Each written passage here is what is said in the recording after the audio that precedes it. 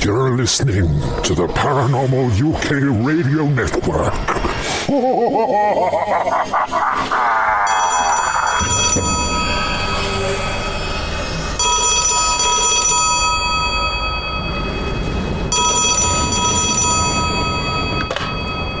Hello? Is that the famous astronomer, Sir Patrick Moore? It is, very much so. Any news on the space front? Quite so. Elon Musk has just designed and developed 5 gigantic, state-of-the-art rocket ships. All members of Parliament, along with the American Senate, have first-class tickets aboard them, you see. They're told they're going to the moon. Told? Where exactly are they going, Sir Patrick? The new anomaly discovered recently astronomically. A huge black hole.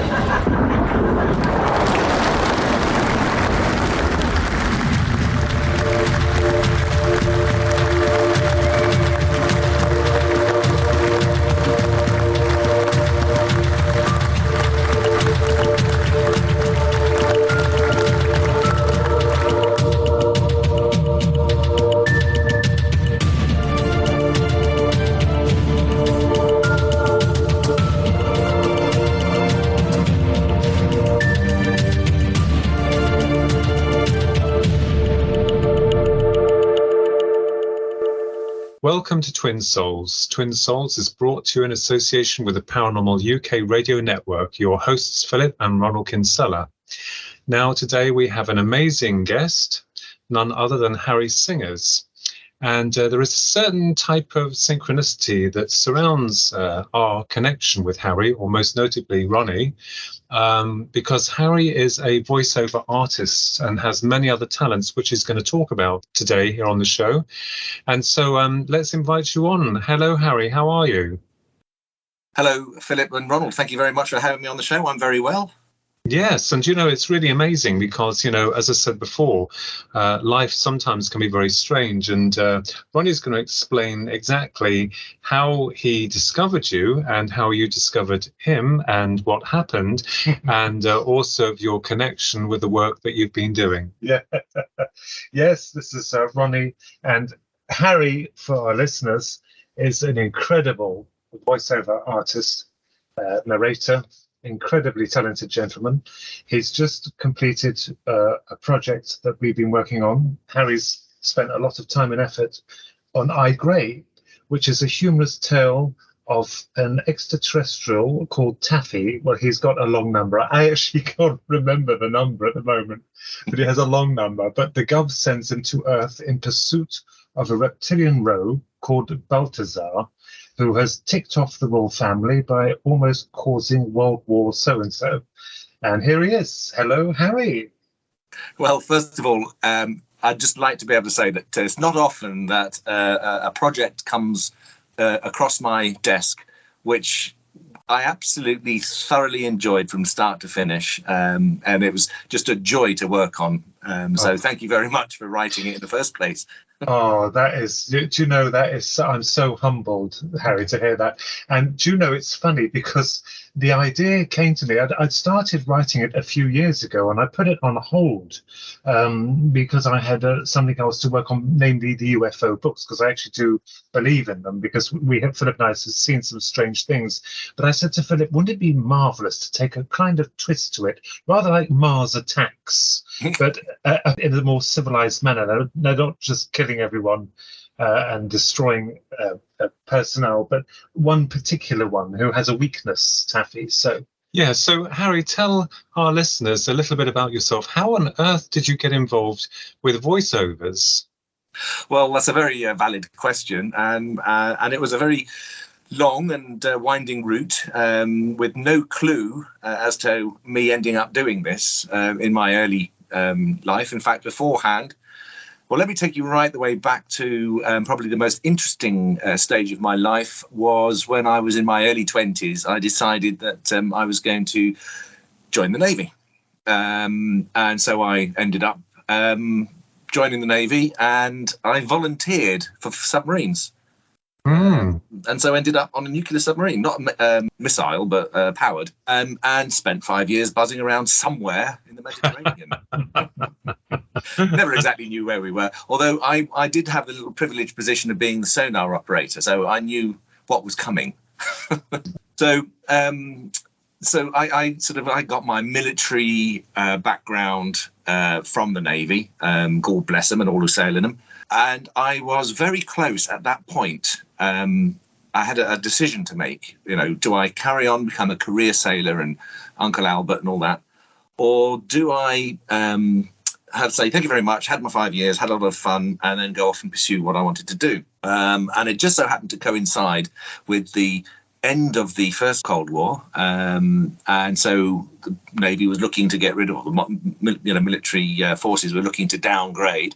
Sure. So Muggins here had put his hand up and said, can I go? And they said, of course you can, off you go. We don't have to pay you any redundancy money now. Off you toddle. Left me on the streets of Plymouth with a sort of a scratching my head fork in my life to think, well, okay, what am I going to do now? And it just so happened I fell into a house share with a couple of students who were training at the Plymouth Theatre of Arts School. And so they said, well, can you help us out with this? And so I sort of stumbled into a theatrical area there. But it didn't really take off and that was my own fault. And I put my hands up and agree wholeheartedly that it was my own fault. I applied and auditioned for a part in the Steinbeck's The Grapes of Wrath at the Theatre Royal, and blow me down with a script. A big A4 envelope landed on the mat one day, and it was the company. They'd sent me the script, and they said, with a forwarding letter, we loved your audition. We'd love you to join our theatre troupe. Please look for your name in the script. And so I duly went scanning through all the scripts, and after I got past page 2, and I realised, hang on a minute, I haven't appeared yet. I'm obviously not a star. I found myself being billed as man with pitchfork, to which I rather disgruntledly threw the script in the bin and turned my back on acting. and that left, my path left, and I did a circuitous route all around. I ended up being a chef for a long while, so I always had a flair for food. If you see me recently, after lockdown, you'll realise that my skills were honed at home. But then, of course, the pandemic came, and as it's touched, I don't think there's a single person on this planet who hasn't been touched in some way or another, by what we've been through. And for me, it really highlighted the fact that I didn't want to really stay in the hospitality industry because it wasn't giving me what I enjoyed anymore. And I've always been an advocate of, if you're not doing something you don't enjoy, well, why do it? Yes, that's right. So during the lockdown period, I thought, well, I've got a couple of things that I want to quench, and one of them was to write my I had a book, I've got loads of short stories and creative writing that I did, and I wanted to bring this book and write it and narrate it, and it was the encouragement and support of Missy Singers, God bless her, who basically said, you've, and everybody in the voiceover industry who starts off in the voiceover industry always has somebody that says, you've got a lovely voice, why don't you do it on radio? So I decided to have a go. So I went onto Amazon or Google and found a basic starting kit, microphone and what have you. And started literally, 2 years ago. 2 years ago I started, and then I started, and I got better, and I got better, and I auditioned, and I've auditioned for thousands of auditions, and the small amount that I got back, I was grateful for, but the rest I picked up very early. Somebody said to me once, a very good piece of advice is, don't get hung up on the rejections, because you'll get so many of them. Yes. Yeah, absolutely. And one of the things that I found really distinctive about your voice, and, it's very rare that you hear someone who has that distinction.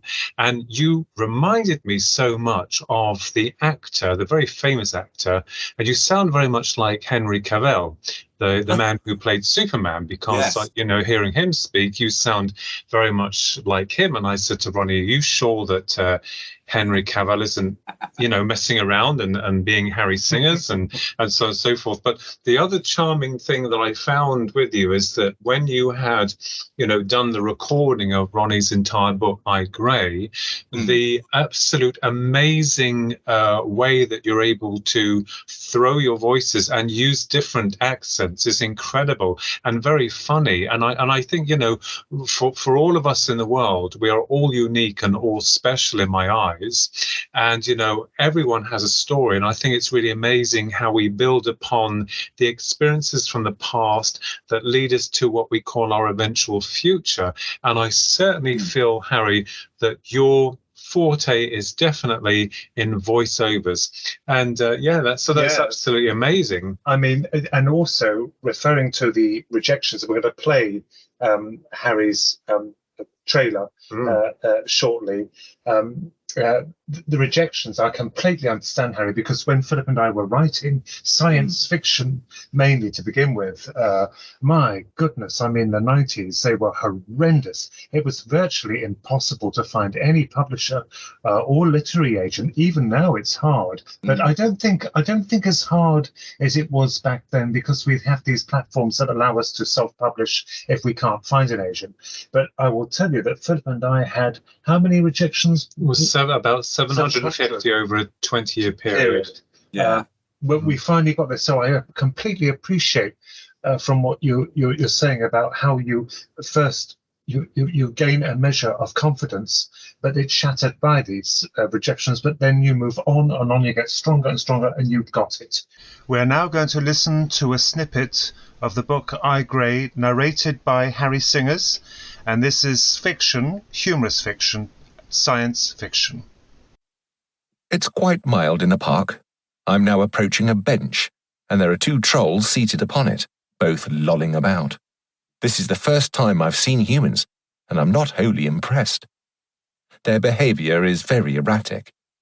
It is curious, because observing others in the distance, this disgusting duo are slurring their words and swaying to and fro, lifting brown paper bags to their mouths and consuming something that I can smell, even from here. Oh, they're now talking. I need a slash. I'll take me bottle with me, as you'll drink the lot with me back turned. Stay here and keep our space. I'll go behind that there tree. I watched this thing with hair on its face, attired in a shabby, torn, dark brown suit, clumsily approaching a sapling. Before reaching it, he stops just short of me and stares directly into my eyes. I am suddenly apprehensive and remain very still, assured that my invisibility cloak is operational. The green light on my wristwatch confirms this. However, he doesn't budge an inch. Very carefully, I dislodge my sidearm in preparation for defence. It is a matter of principle that I cannot, under any circumstances, be seen in my true form. I have been given strict orders to nullify any troll that should gaze upon my alien features. As Galactic High Command fear word of mouth reaching Balthazar himself. I was informed that the trolls love gossip. That is why I am a lone hunter, for want of the human definition, to appear as low-key as possible. What's he looking at? Surely he can't see me. What was that? The dismal thing inquires. I'm sure I saw something move over there. Yeah, you're drunk, you dirty old tramp, the other hollers. Have your slash, and shut your bleeding great trap up. They are British ruffians, evidently picking the US to soil, travel, and to live out their intoxicated existence amongst the brown logs and paper bags. A haze. Does my camouflage leave residue or some kind of displacement? I'll have to find a reflector and have a good look at myself, when time permits. Nevertheless, the Gov did assure me I've got state-of-the-art technology. I'm now looking at the ship, or where I know it to be parked, and there's certainly no undesirable side effects visible. The troll then concentrates on the tree and unzips his pants. He soaks the plantation with a dangling hose, and consulting my databank, I briskly discover that in relation to the bum, which disposes solids, the hominids have another organ to adequately relieve liquids. We have no need for bums and hoses. We just make bodies to suit our needs, and our nourishment is pure universal energy. I am growing tired of these underdog primates, and I'm just about to move on when, quite by chance, the troll turns back to face me while replacing his hose. He's calling to the other vagabond. There's something bad brewing, I swear it. I was born psychic, and I can sense the supernatural. There's a demon over there, a bloody demon. Yeah, dirty old snot bag. You ain't got no psychic stuff in you, the seated naive scorns. You're just high on spirits. Anyhow, if you were a psychic, why ain't you a rich old toff like the rest of them? Psychic? I speedily consult the particulars and find, to my surprise, that this filthy mortal standing before me may actually detect my presence by way of extrasensory perception. It is a contested phenomenon, though mercifully not very widespread among the trollfolk. Nevertheless, I now deem it necessary to take action. The tree-leaking vagabond ignores his mate and briskly begins to move towards me, albeit drunkenly. I swiftly survey the park and find that it is relatively vacant. Fortunate for me. I then aim my sidearm at the troll. Come here, you crafty old devil, he slurs. I see ya. I see ya. I pull the trigger and feel a slight ricochet as the mechanism pumps out a fantastic blast that dissolves the tramp in milliseconds, paper bag and bottle included. After a flash and a bang, he's gone, with no trace whatsoever. The one seated has evidently witnessed the assassination and immediately jumps up in astonishment. Before he can even holler, I polish him off too. Peace and quiet resume. So what I wanted to ask you also, Harry, is with your variations of voices, it's obvious to me that you must study people. You must listen to people or take on their personalities. Is that right? Yes. Yeah. Somebody once told me that I employ naturally, without thinking about it, I employ something called neuro-linguistic programming, or NLP. Right. Which is a psychological process where normally in high-flying sales and executive areas you'll find this practice used, and it's a way of being able to make somebody instantly at ease and comfortable with you in whatever you're doing. If you're selling them a high-powered process or a really expensive car, the sales approach is very different to if you're selling them a $10 key fob. Mm. So I looked into this and did a bit of research in it, and I can see that there are certain strong elements of my personality. And yes, you are absolutely correct. I am the world's biggest people watcher. And I love to drill down. I'm very observational with people's mannerisms and characteristics, and then I'll store those away. I'll just say, oh, that's quirky, I quite like that. I'll remember that and forget about it for ages, and then one day it will just pop up and it's the right voice. So, for example, the voice I chose for His Exaltancy, the High Command. Yes, he is amazing.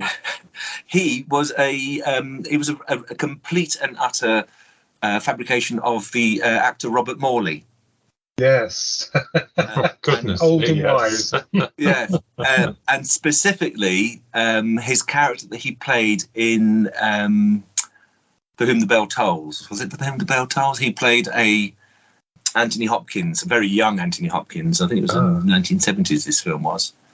Yes. And he played the sort of the the MI6 or the shadowy cabinet minister that was always looming over Anthony Hopkins' shoulder, sending Anthony Hopkins off to do the dirty work, and he was there saying, "Oh, I don't suppose there's any tea, is there?" Shadowy is the word, because he's got that quite shifty and shadowy.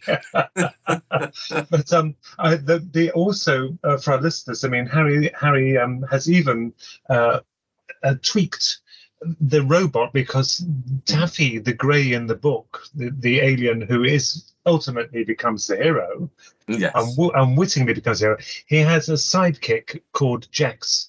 And Jax, Harry has portrayed so beautifully, because when I heard the contrast from Taffy to Jax, I thought, this is absolutely wonderful.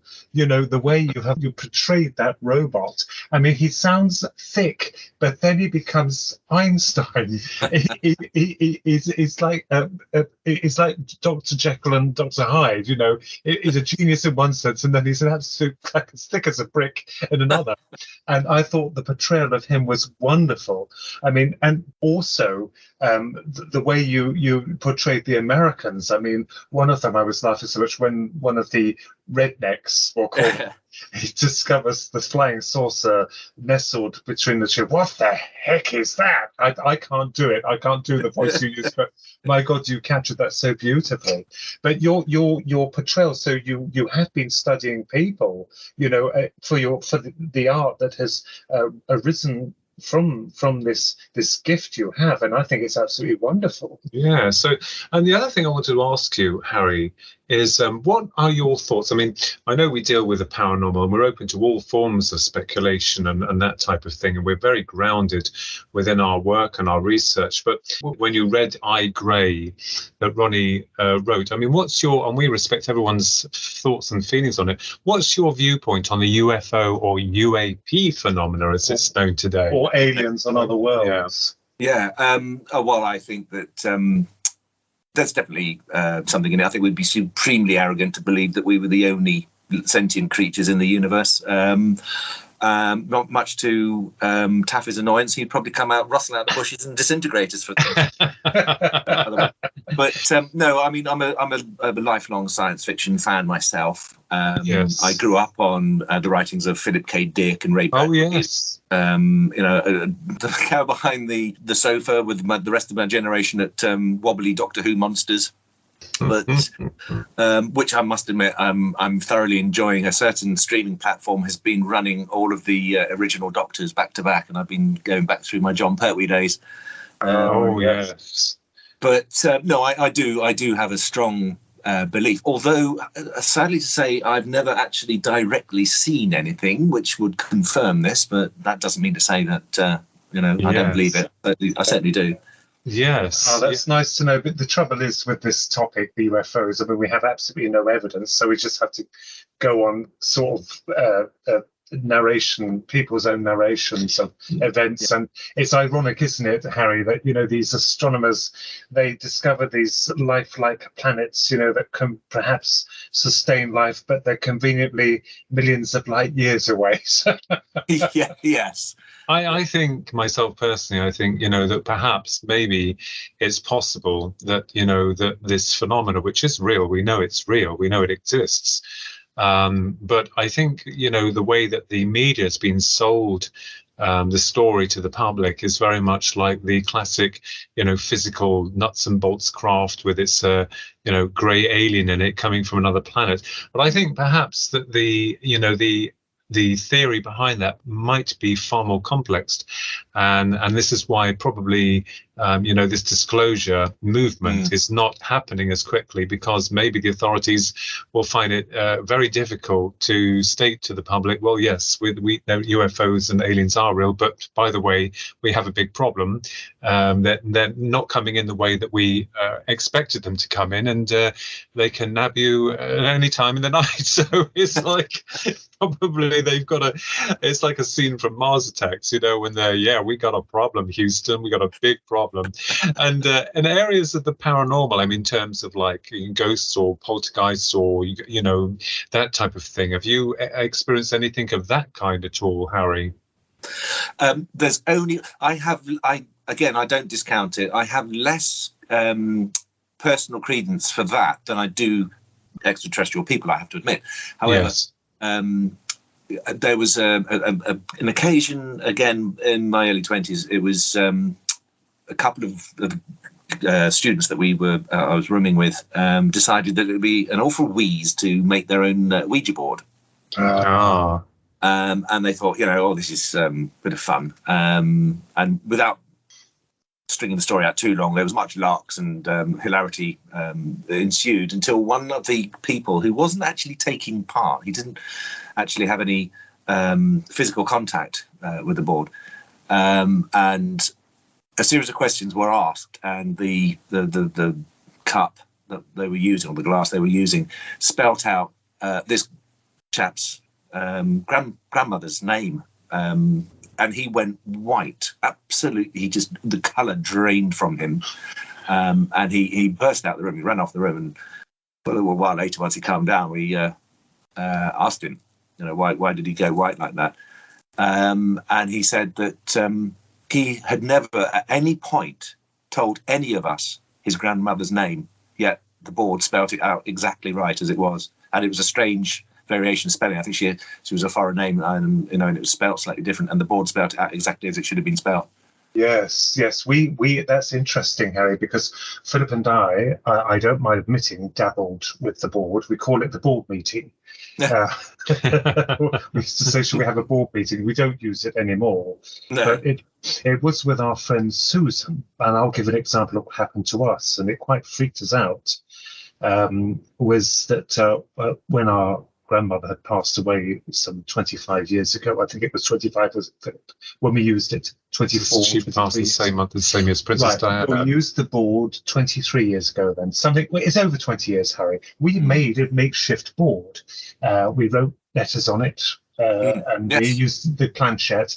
And this entity seemed to come through. It said greetings, something like what Taffy's boss would say, greetings. And Philip and I, we were the only ones with our fingers on the planchette, so we know we wouldn't make it up. And we had a friend, Susan, with us. She's a wonderful artist, and she's a wonderful a friend. She's a very, very intelligent lady. And she won't have any nonsense either. Anyway, It was spelling some gobbledygook out, and I said to Philip, I can't have this. We can't have this. I need some proof. So I said to Susan, who had no contact with the board, I said, can you write something down, put it in your pocket, go out the room and do it. So we gave her a piece of pen and paper and said to her, go out the room and write something and put it in your pocket, which she did. But she was not to touch the board. She had nothing to do with the board. She had nothing to do with the board. So she came back in, and I said, right. I addressed the board, and I said, can you tell us what she's written on that piece of paper? And it's spelt out clearly, trickery. I said, no. This is going to amaze you, Harry. I said, in our position, you would want proof. So I said to it again, what has she spelt on that piece of paper? And it was quite forceful. The glass was very forceful. It then started moving to the letters D-A-R-T H-M-A-U-L. And I thought, Darth Maul? I said, that's a character from a Star Wars film. Well, Susan's face went white. She pulled up a piece of paper, and guess what written on it? Darth Maul. We couldn't, so it's evidently something that can read minds. I doubted it could read those letters. And I thought, with that Frankie Howard moment, when your eyes shift from left to right, and he does that whining sound, it's like that. So yes, I can understand from your friend, when the board meeting you had, or the Ouija board, these things are very disconcerting, aren't they? Yes, I think that, we don't have all the answers, because, we still seem to be looking and going deeper. And I think in the advancement now of science and looking outside the box, I think we're going to be quite shocked, really, that, we've probably all been barking up the wrong tree. And as the way I understand it is that we are all connected, and that consciousness plays a very important part into our unfolding destiny. And it's rather like life, isn't it? I mean, with people, I mean, you've got some amazing people, yourself included, Harry, with the work that you do as a voiceover artist, and progressing towards that level. And I think it's wonderful because, with all these wonderful things in life, when you set something down, you say, do you know what? I want to get out of the wheel of life, because so many people feel trapped, or they're just going round in a wheel. And just think of the advancements that our species could make if everyone, those individuals that really wanted to contribute something to whether it the arts or science or the environment or whatever, what progression we would make, because these wonderful souls like yourself would be able to bring all of that newness, that crispness to the table. Do you agree there, Harry?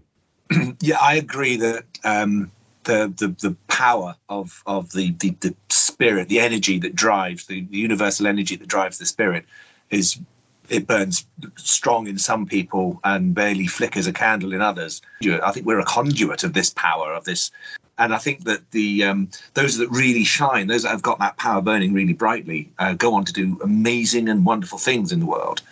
And those that don't, they just haven't been touched yet. They'll have their I think it's amazing that from the Navy to the chef to the acting to the voiceovers, I mean, you have to be applauded for that, because it's as if this inherent artistry in you was trying to get out. Because when you said, didn't you? Indeed, yes. Yes, there was something in you that was basically saying there's more to life. There's some niche I can follow. And I mean, recently I was going through some old effects and came across some very old photographs of me when I was 8, 9, 10, with my best friend growing up. And it was evident there that I had a flair because I was dressed as a Monty Python washerwoman. I was in some kind of costume. I'd gone and got some kind of costume, and I was acting out a different personality. And I've always had that, as you said, you quite rightly pointed out. There was a frustrated transition to where I am today. I think I was just not ready. I don't think, perhaps I wasn't ready enough. I don't know. But it's certainly come out in a flood now. Yes. And I think, Harry, it's wonderful. I mean, the thing is, at the end of the day, when you said about, some people burn very brightly and other people don't burn as much. I've heard this before. And I am a great believer in the notion that once we finished our journey here, the soul, such as it is, take away the religious ideologies, that soul, that intelligence, that knowledge, that information, rather like a mobile phone network system, is sent back into the core essence of what we're all part of. And I think there have been times in my life where, when I was growing up, that I wanted to be certain characters on TV, whether it was like being a Dalek or being Doctor Who, or then because we remembered John Pertwee, we remember Tom Baker. I mean, John Pertwee was an amazing actor, a brilliant actor. Well, so is Tom Baker. And Tom Baker as well. And then progressing forward to like the mini-series V that was on back in 1984, 85. I think it was the 10-hour mini-series. It was. It launched Robert England on our screens. That's correct, yes. Yeah, Nightmare on Elm Street, yes. That's right. Yeah. And I think that, there's a part of us in terms of characterization that you want to play the part of those individuals. You want to be part of that character for a moment, but knowing that you're safe when you can come back to yourself again. So I think on a multidimensional level that we all have these traits, and possibly it's incredibly likely that even in the issues of what we call past lives, which, it has been explored by neurologists and by what they call near-death experiences or life between lives research, indicates that we had been varied personalities, but being the core essence of the same soul. So I agree with you there that and also the way that because I had to ask that burning question, because I know the actress Catherine Tate was asked once where she got her character from Nan from, and she then went on to explain that I won't use any rude language here, but she went on to explain about her going to, I think, a place, a home or something, and she'd clocked this lady that she then, Catherine, had built the personality around, and then of course look where it's got her, that inspiration from even a negative person, she's twisted it round and made it into a very comical version. Yeah. So I think that the tragic elements of life, we also have to look at the funny side. I think Shakespeare says something like that, because you do come across to me as Harry, as someone who's very Shakespearean, or someone who should have been in the Shakespearean theatre, as it were. Oh, you should have seen my bottom, darling. Yes, I've liked. I wouldn't say a massive Shakespeare fan. I choose the bits that I like. My favourite is the Hollow Crown, the Richard III and Richard IV, Henry IV series. And I think, again, like Kenneth Branagh's done an absolutely wonderful service to bring Shakespeare to so many people that ordinarily wouldn't have gone to it. So, yeah, I agree. And also, I've noticed you've narrated an Agatha Christie book. Is that right? Well, yes, that is actually currently in progress. It's in production, running it alongside. But yes, and I'm quite excited about that one, because it's no mean feat, that's for sure. And if I can do that as the same amount of service that I've done for I Grey, then I'm going to. You know, the thing is that we loved Agatha Christie as well. That's what we love about her. I've read quite a number of her books at Bertram's Hotel. What was the other one? The Pocket Full of Rye, wasn't it? And something else. But Agatha Christie, yes, the mystery and the darkness of it, the murder. And what amuses me, this is, again, the artistic elements of when, even with music, when the murder is about to be committed, the music is all dark and very dramatic, doesn't it? You know it's coming, Harry, you know it's coming.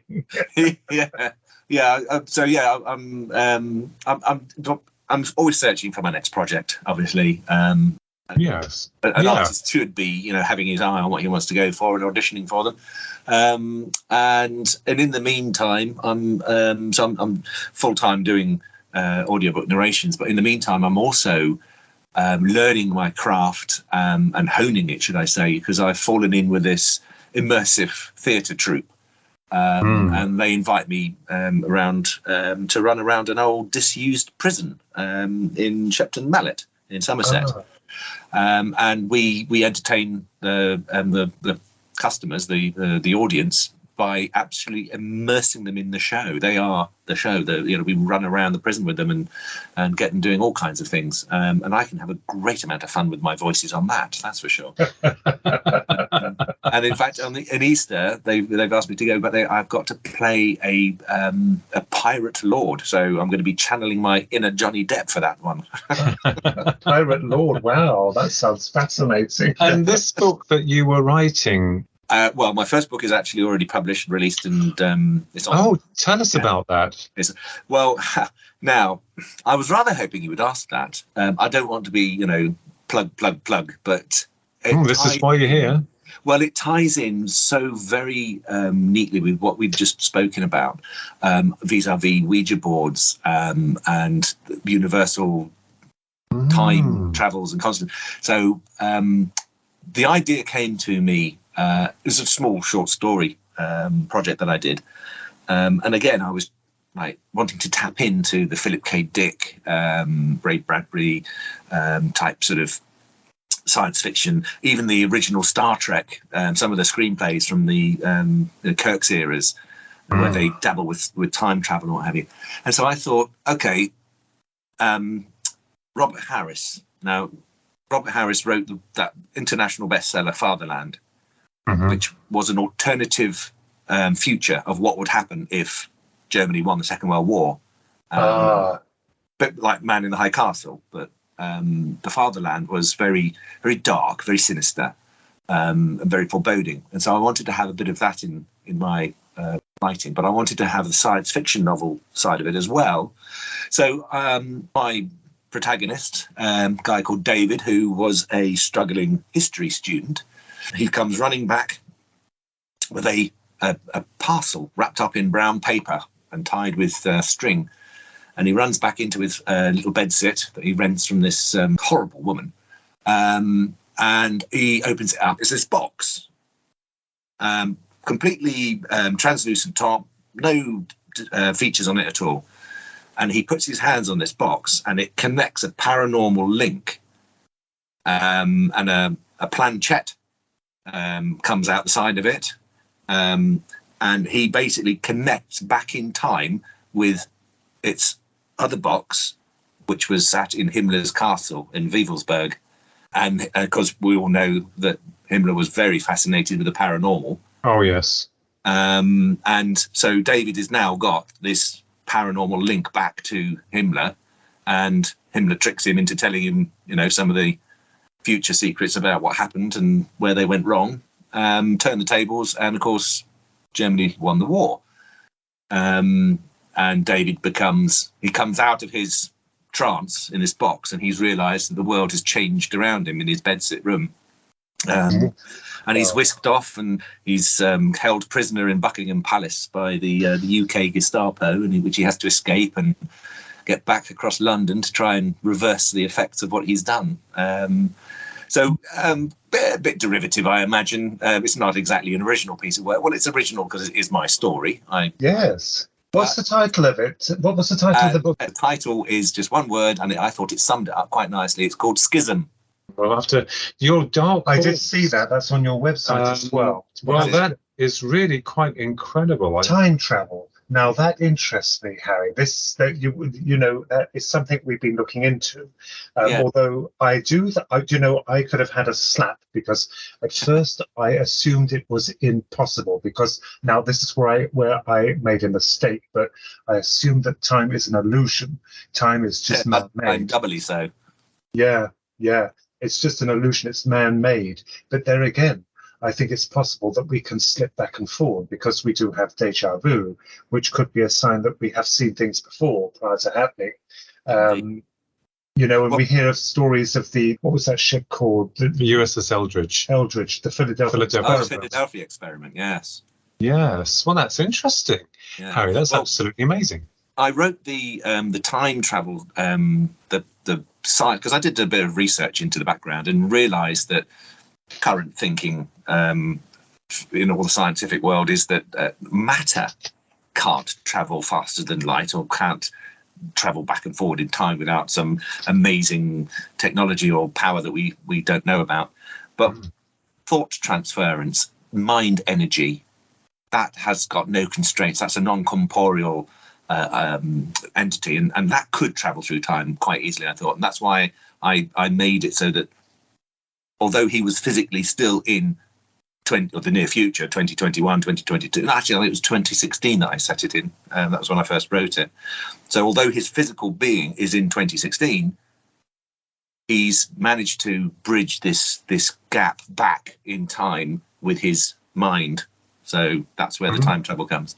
And I do understand as well, through a lot of the areas of research, I mean, remote viewing, astral projection, this type of thing is a reality. And that's been proven, to a degree, premonitions, clairvoyance, that type of the aspects that we are allowed to mention, which once many years ago was almost forbidden without ridicule or some kind of suppression, especially where the military were concerned with regards to remote viewing, which is an extension of the human psyche. And I agree, Harry, this is the only component, the mental component or the psychic component that, I understand, or I believe, goes beyond this reality when the death of a body occurs. Rather like a mobile phone network system, you have the hardware and you've got the software that you can't see.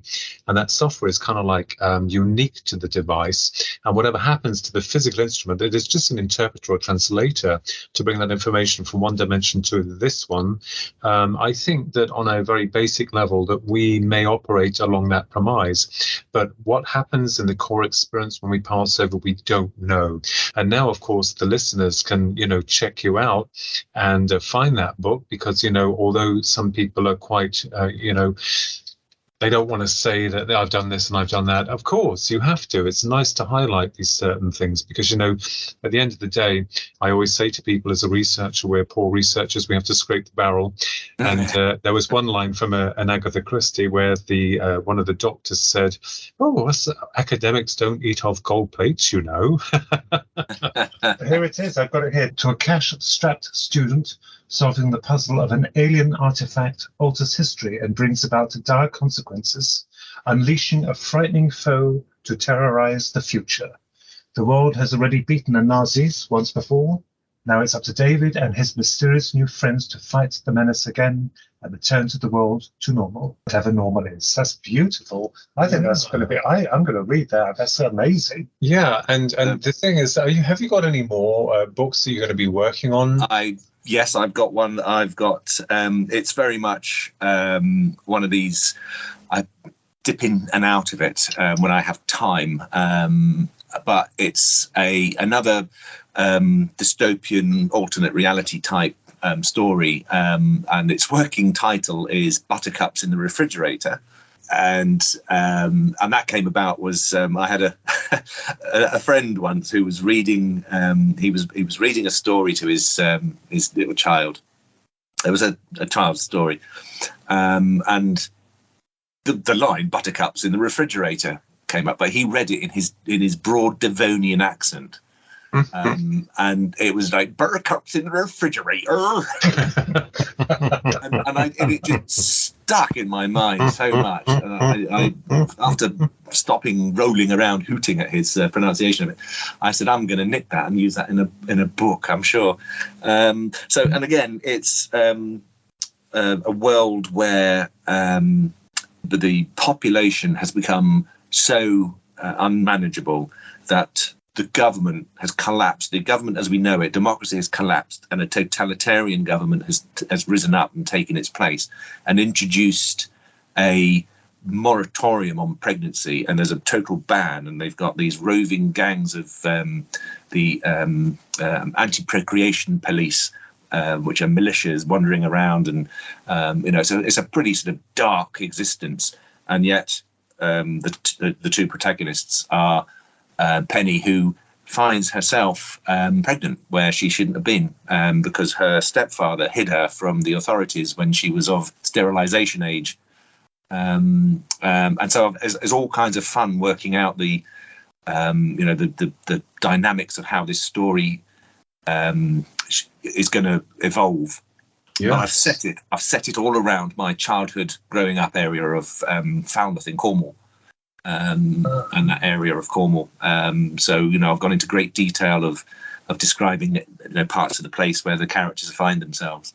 So yes, great fun with that.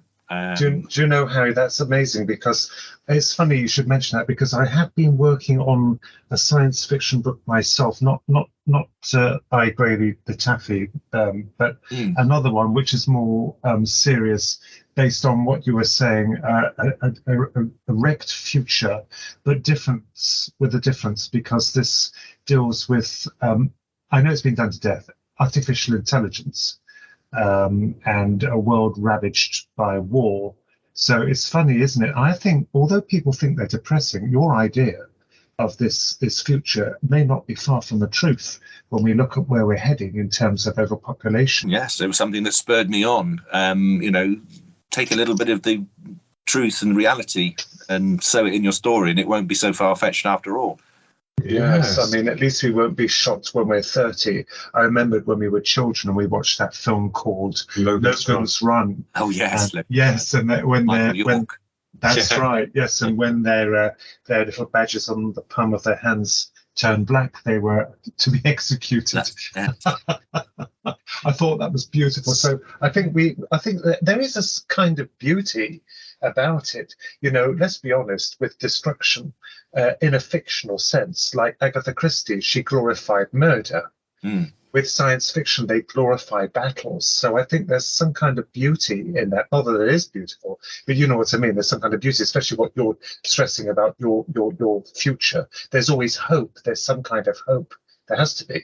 Oh, absolutely, yes. Because the people that shelter Penny and her boyfriend, who he's a bit of a moron, and he's part of one of these the military. He's not in one of the roving gangs, but he believes in the government's ideals, and he's blind to the possibilities that, you know, she could have this baby and change the world because of it. It's a seed of hope that's growing inside her. Ah, I see. That is marvellous. That's marvellous. That's where it ends, ladies and gentlemen. You're going to have to wait for the book. Yes. Wait for the book. You know, but our grandfather was a lovely chap. He said to us before he passed away, he said, and I'll do his voice, and he was very, very, he reminded us of David Attenborough's, our grandfather. He said, do you know, when you're old men, you will see the first thinking computer. So I thought to myself, well, that might be quite true, because Grandad was referring to them as being powered by bacteria, some kind of bacteria to save on heat or generating electricity. But we're now looking at the quantum processes, which they call 3D thought. I gather, Harry, it means that they process information so fast it mimics intelligence to a degree, although it's not a sentient being. But it can't be further from the truth, really, can it? This future, especially which you're painting in your book as well. I think that's wonderful about the government collapsing, because if we were completely and utterly overpopulated, it would collapse, wouldn't it? Yes. Well, I mean, again, the way that the public was thinking about how the pandemic was going to pan out for a while, the government had Plan B measures on the back door, that if we all went up and rioted, they would have to take martial law on the streets. Yes, that's right. Absolutely. Yes, that's right. So this book, Schism, is available on Amazon and by Harry Singers. Yeah. And it looks absolutely awesome. I love the cover as well, too. And that's really surprising. I mean, as I said, you know, we are surprised constantly by certain guests that are brought on, and then they pluck something out, and it's like, oh, my Lord, we had no idea about that. Yeah. But that's so amazing. The cover was designed by myself as well. Oh, wow, that's incredible. It is certainly very German.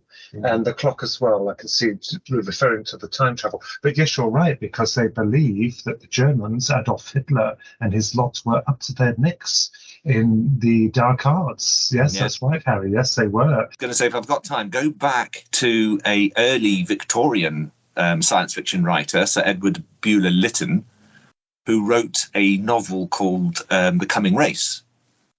Purely science fiction, and it was about a race of people that preceded humans before the antediluvian flood, and they disappeared underground, and they harnessed this energy of the sun called the Vril, V-R-I-L, and Hitler actually spent, I think, in modern day equivalent of over $2 billion in sending his expedition parties out to the Antarctic and the North Pole, trying to find this mythical race, because he believed they actually existed, and he believed that they harnessed that power. And you know the famous picture of the Hitler's flying saucer? Yes, I do. Yeah, that is supposedly was supposed to be powered by the Vril energy, which is a bit akin to electricity, but it's much more powerful and much more easily to control. And also the V weapons. I mean, they always say that they were weapon V1 and V2 was Vengeance 1 and Vengeance 2.